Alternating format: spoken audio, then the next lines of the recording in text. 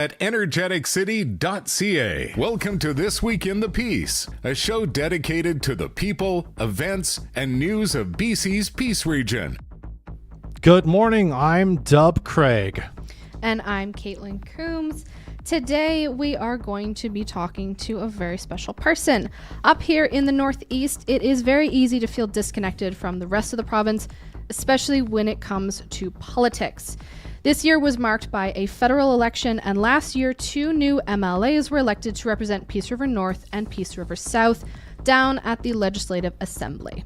Joining us today to talk about his year is Jordan Kealy, the MLA for Peace River North. Thank you very much for joining us today. You betcha. Thank you very much for having me. Wonderful. So it's been a very busy year for you, I can imagine. How has this past year been in Victoria, in the legislature?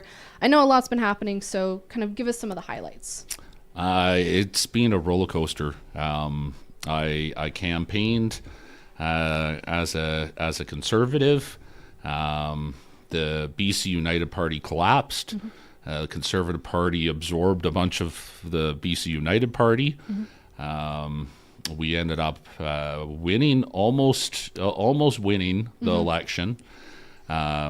I won my seat, and then it was very interesting going into first session, and I figured out that the party was different than what we had campaigned on. Mm-hmm. And it was different than the items and the policies that we campaigned on of what was getting brought forward. Mm-hmm. And especially with the fact that when we were told by the party leader that he wasn't going to whip his candidates, and when the first challenge came around with one of the candidates, he proceeded to kick that candidate out. And when it was such a close vote in the House, 47 to 46, the NDP demonstrated that they will use the Speaker to their advantage to break that tie. It was really disappointing to see John Rustad turn around and kick Dallas Brody out. Now, the reasons as to why he kicked her out, that's a different scenario. But I confronted John as to how the leadership was going to work within that party, and that was my biggest concern as to whether or not that party was going to stay focused true to what they represented. And I realized that it wasn't. Mm-hmm. And I had to make the tough choice, and I chose to become an independent. It really wasn't an easy choice.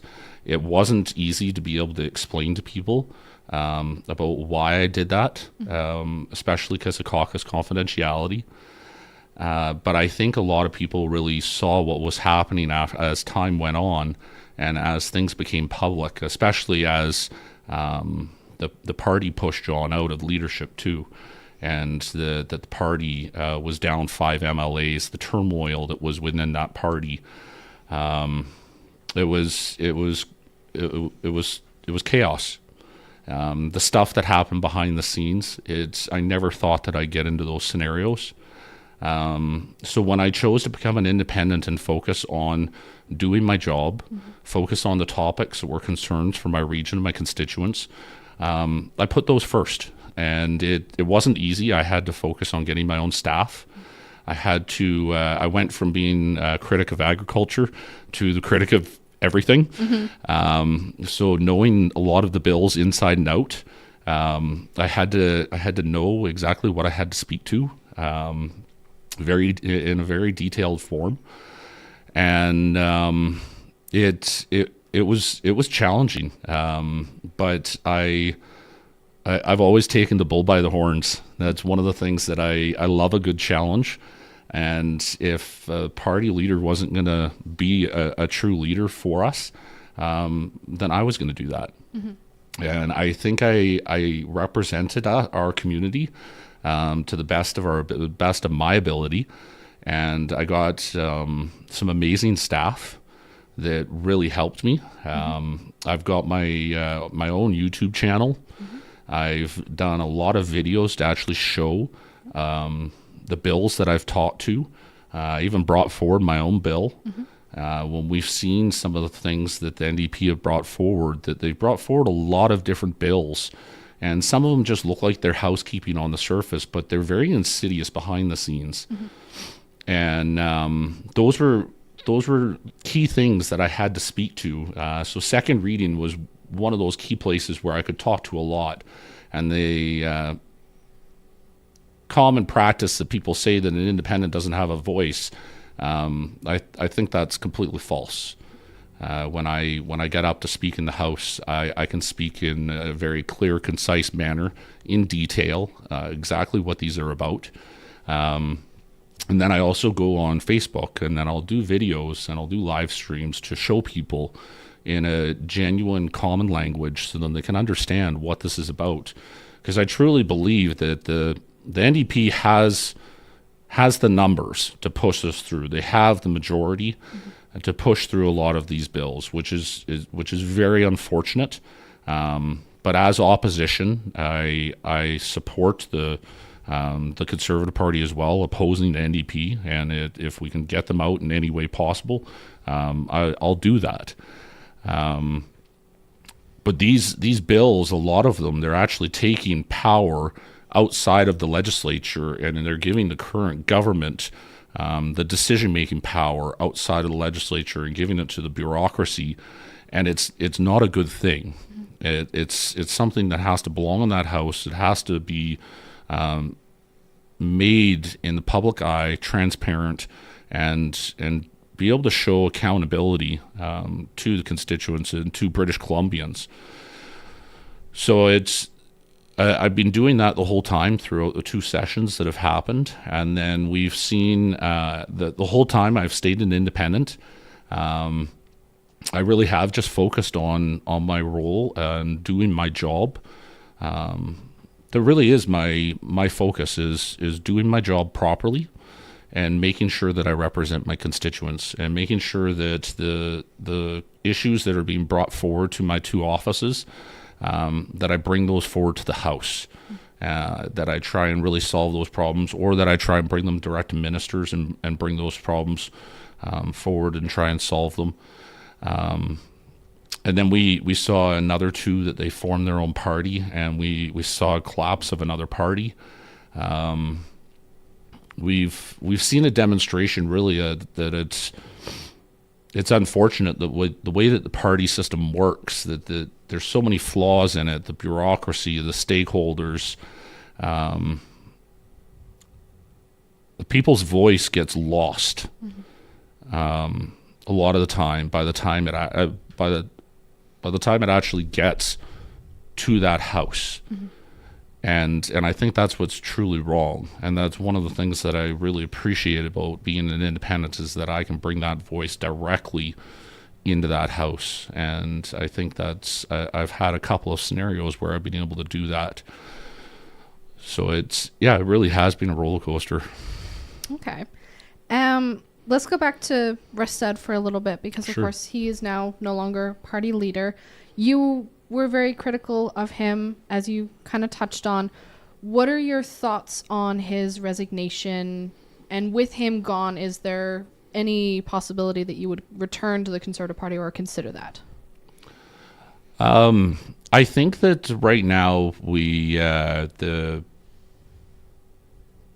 members that came from BC United have really taken a control in the party, in the caucus, and they've strayed from the core values of what people really wanted. And I think a lot of people want a major shift from what the current government is doing.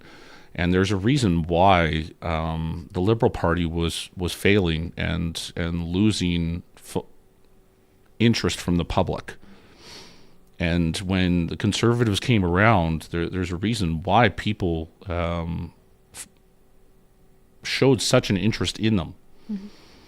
That they want major change to happen, that we see all of the problems that are out there, and we need some major change to happen. And I truly believe that was on the Conservative platform, and I think that if they get a good Conservative leader, I think that can happen. And And I won't rule it out completely. What I do, I will do what is in the best interest of our region. But if I look back, when we had Liberal Party representation here, they did very little for our region. When I look back at when Kevin Falcon was transport minister, he promised a Taylor Bridge. It never happened. A lot of the time, the Liberal Party will focus in the swing ridings in the Lower Mainland. They'll take a conservative MLA from rural areas and they'll gobble them up, turn them into a Liberal, and then spit them right back out. And that's the hard thing, is that our rural representation doesn't get expressed in that house. And I truly feel that if I actually stayed in that party with John Rustad, that I would have just got backbenched and I really wouldn't have had a voice. That's why I actually chose to be an independent. It gave me the ability to express that voice a lot more than when I was in that party.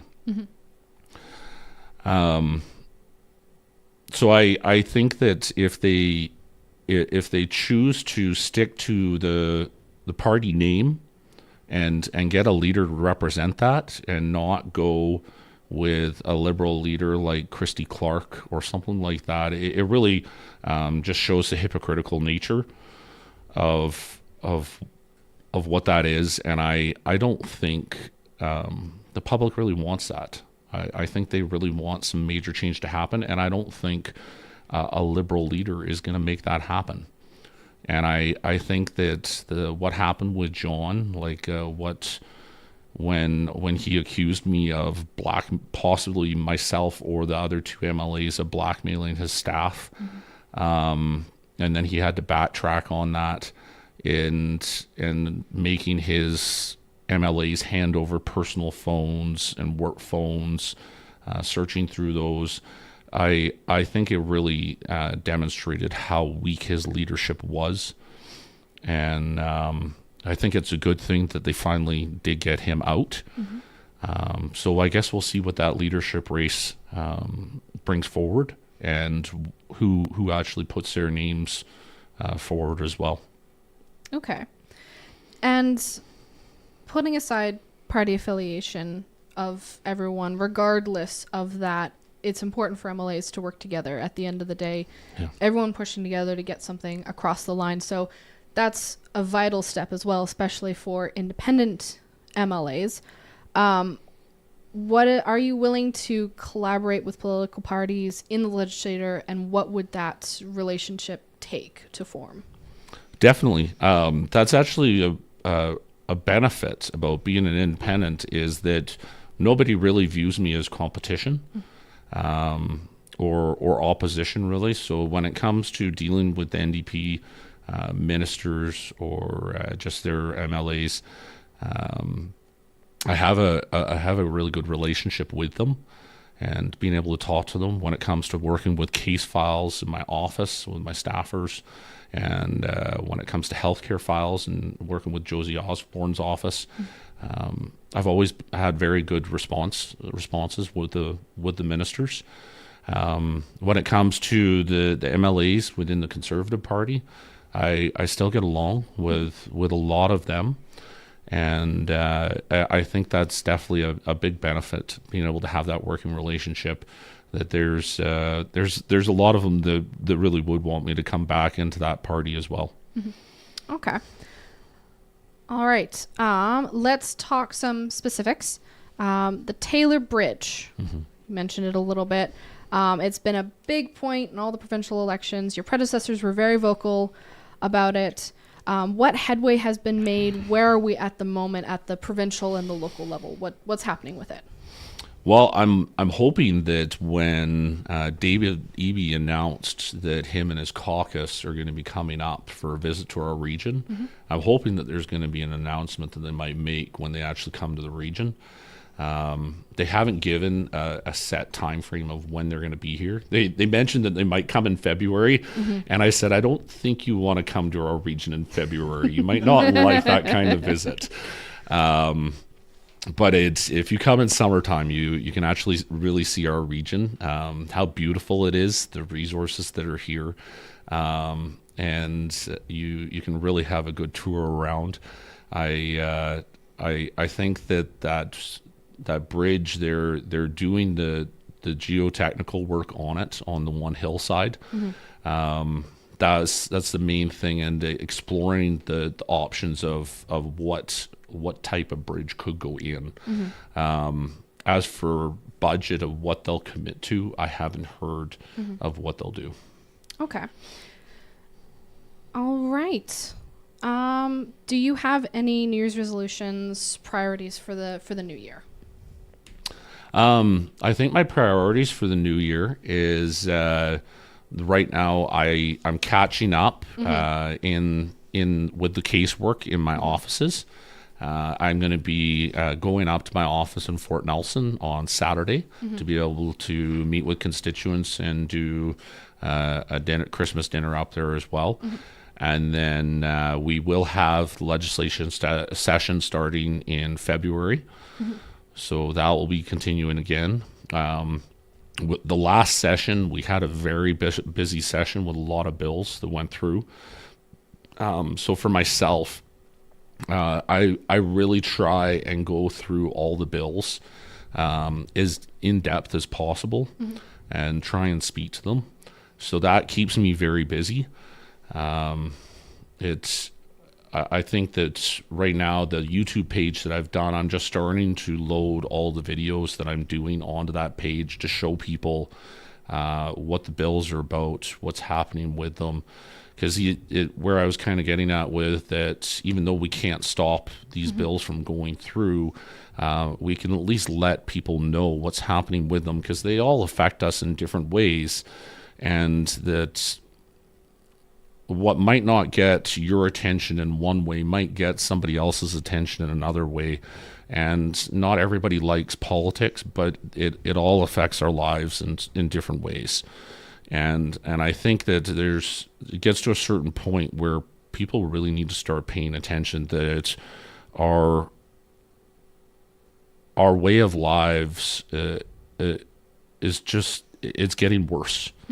And we really need to do something about it in a major way. So when that next election comes, the public has to speak out on it. All right. We are going to take a quick break, and we will be right back with Jordan Kealy.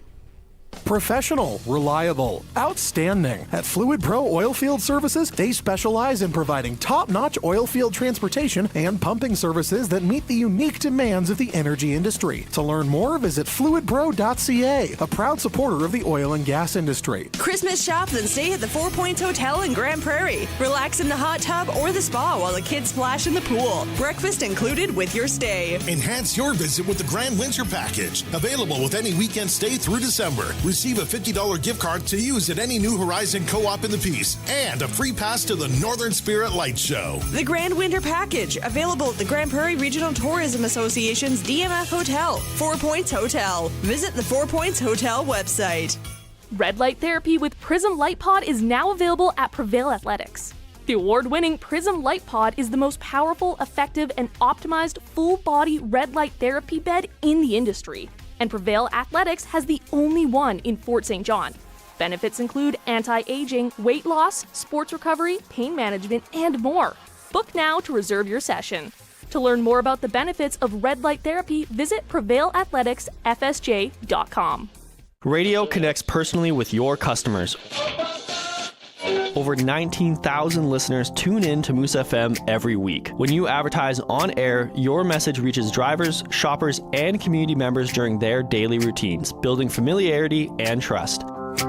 Live mentions, host read endorsements, and creative storytelling engage listeners emotionally, making your brand memorable. Ready to amplify your presence in Fort St. John? Visit moosemediafsj.ca or call 250-787-7100. Moose Media, from algorithms to airwaves. The Fort St. John Métis Society's weekly bingo is taking a break for the holidays. We'll be back on Tuesday, January 6th at 7 p.m., kicking off the new year with the Blue Cards. We'll be playing 4 games in total total during that week. 200 for the Anyone line, 300 for the X, 500 for the big picture frame, and a blackout jackpot worth $1,000. Grab your blue cards for just $5 each at the Fort St. John Métis Society office, and more locations listed at moosefm.ca/bingo. Don't miss the game, Tuesday, January 6th at 7 p.m. at moosefm.ca/bingo. Must be 19 plus. Use your game sense. Know your limit. Play within it. BC Gaming Event License number 165020. You can watch this show live on Facebook, catch the replays at energeticcity.ca, or be part of the show by texting your thoughts to the Fort City Chrysler line at 250-787-2222. Welcome back to This Week in the Piece. My name is Caitlin Coombs, and we are interviewing MLA Jordan Kealy. So, getting into some of the more nitty-gritty things that happened, the things that made the headlines, at the very least, for you. You were very vocal about the Universal Ostrich Farm these past couple months. What led you to advocate for this? What brought it to your attention? And what are your thoughts now as things are not finished now, but kind of wrapping up? I saw what was happening on that farm, and I've seen the CFIA, the way that they've handled farmers in the past, and it can be very aggressive. And what's happening with the avian flu, it can affect farmers with any animal. I thought it was interesting that with the ostrich farm, that those birds weren't used for human consumption at the time. And I thought that the CFIA has different protocols and different approaches that they can use. They don't just have to use the cull.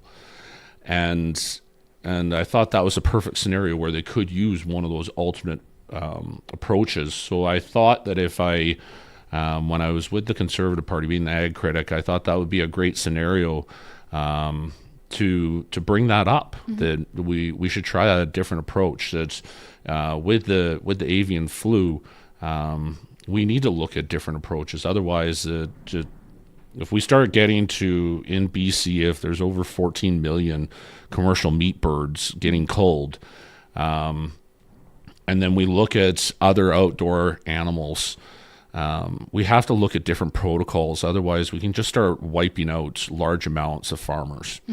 And not all types of farms are the same. Not all animal populations can get replaced in the same manner as fast as in the same time frame as possible. And I thought this is a good example that they could try and do a different approach. So I figured that by getting Kealy as a spokesperson for that farm to the legislature to be able to talk to the agriculture minister, to help the ag minister lobby the federal government, that might be a good approach to try and see if they could take that alternate method. And it's disappointing that it worked out the way it was, that the animals did get culled. We are seeing that it is affecting the chickens, ducks, turkeys, geese, cows, horses, seals off the coast. It's getting spread by migratory birds in the U.S. with dairy herds. If they look at alternative methods by pasteurizing the milk, they don't have to kill the cows. I just thought that there are better methods that they could try and approach rather than just taking out entire animal herds.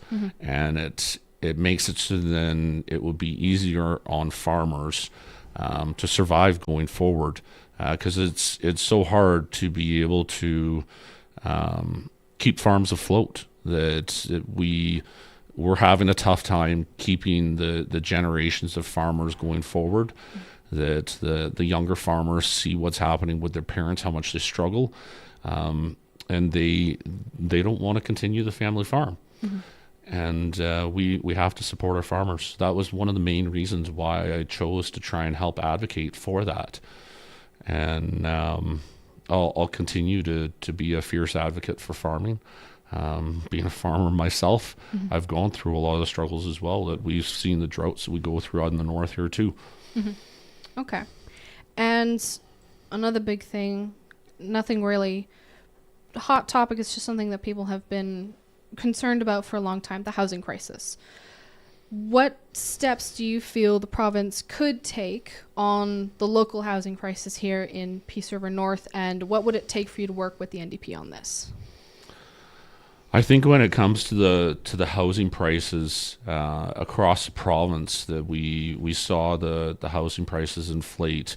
Primarily, it was the Chinese that drove our housing prices up, and it really pushed the prices up in a major way, and it inflated the costs.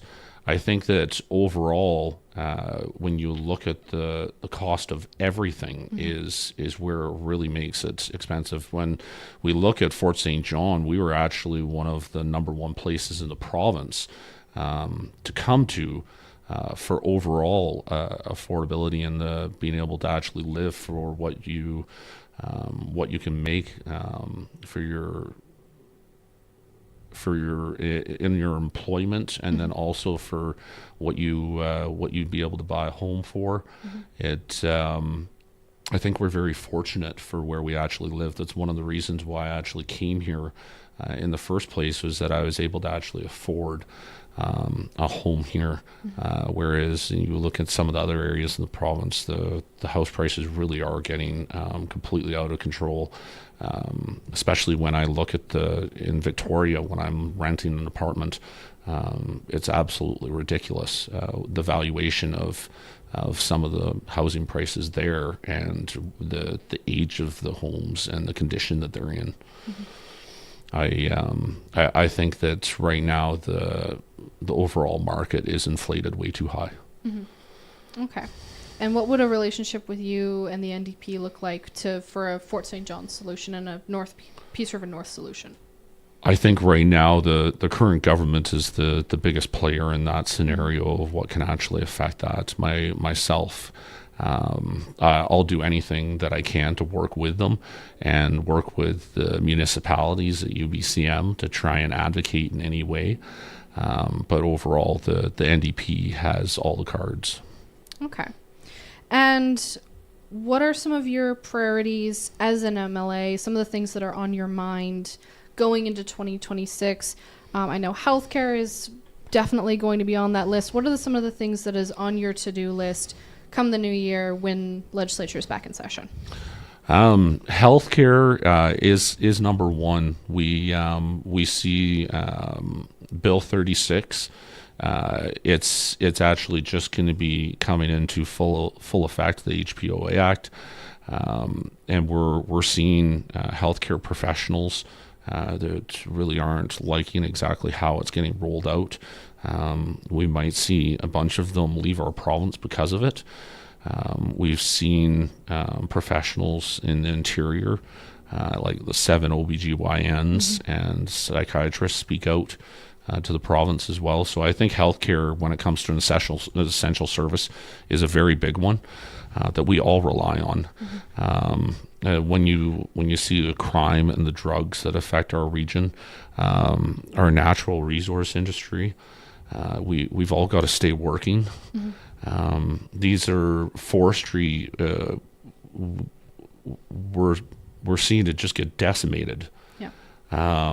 And what's happening, we're seeing our provinces proved to be a very erratic place to be investing money in.